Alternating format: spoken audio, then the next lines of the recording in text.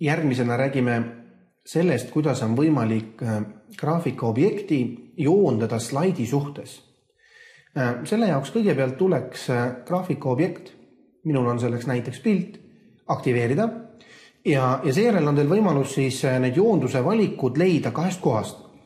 Kõigepealt, kui teil on olemas pildiga seotud tööriistariba, siis siin all näete on olemas selline nupp nagu joondus.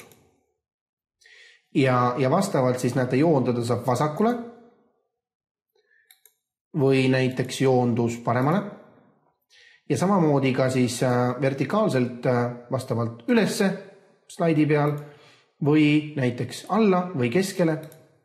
Kui ma tahan, et pilt oleks täiesti kindlalt slaidi keskel, siis mõlemad joondused, nii horisontaalne kui ka vertikaalne, peaksid olema keskel. Näiteks ma olen pildi teinud väikseks ja lohistanud siia nurka. Kuidas ta nüüd täpselt keskele saada? Kõigepealt ma valin siit keskele ja siis valin ka vertikaalselt keskele. Ja ma võin olla täitsa kindel, et selle pildi keskpunkt on slaidi keskpunkt.